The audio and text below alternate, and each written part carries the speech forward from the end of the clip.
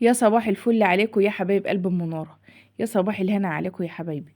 النهارده بقى بالصلاة على النبي هنصلي كده على النبي ونسمي الله. النهارده بقى ايه هنبدأ يومنا الروتين بتاعنا يا حبايبي.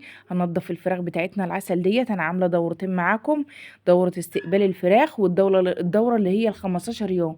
للي حابب يشوف الدورة يا حبايبي والفراخ العسل ديت بتتربى ازاي، حاجة كده موفرة وحاجة بيتي واخر جمال خالص بالصلاة على النبي.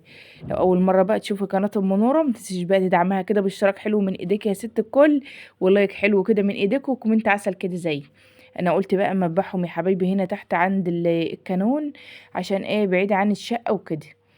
او صلوا على النبي يا حبايبي، ولو لسه ما صلتوش على النبي انا ولحت الميه تحت الكانون. إيه ولحت الميه يعني وحطيت قوالح كده وولحت وبالصلاه على النبي. هبدا بقى ان انا انضف الفراخ بتاعتنا ديت.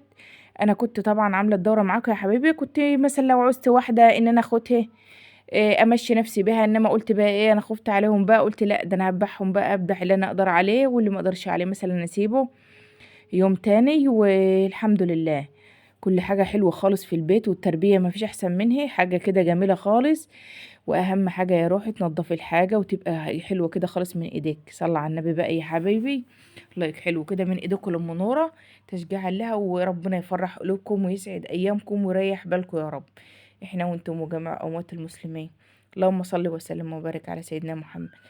ايه رايكم بقى يا حبايبي في الفراخ اللي احنا مربينها سوا ديت؟ حاجه جميله. ولو اي حد عايز يسالنا اي سؤال اكتبوا لي في التعليقات يا حبايبي. طبعا يا حبايبي لما تيجي تنضفي الفراخ يا روحي تنك تنضفيها، مش ان انت ايه تنضفي كده وخلاص، لا لازم تنضفيها كويس وتنقعها كويس. تنقعها اللهم صل على حضرة النبي، تنقعها بليمونه حلو، ليمون وملح. الخل ما بيتحطش طالما انت هتعيني الفراخ في الفريزر، ما ينفعش تعملي خل، لا تنقعها بميه وملح وليمون. ولو حابه تحط دقيق ما فيش اي مشاكل، بيبقى كويس برضك. واهم حاجه ان انت تكرر الغسيل، تنكي تغسلي فيها لما تبقى الميه حلوه خالص. ماشي يا حبايبي، والف هنا وصحة على قلوبكم.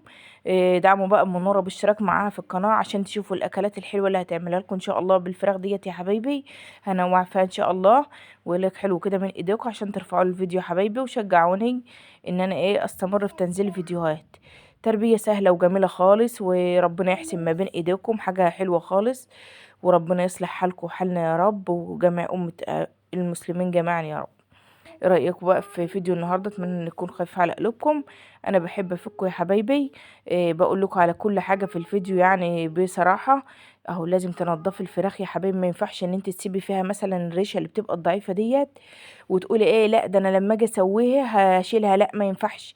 لازم تشيلي الفراخ تبقى نضيفه جدا ما فيهاش ولا اي ريش، وتنكي تنقعي في الفراخ لما تبقى الميه نضيفه خالص.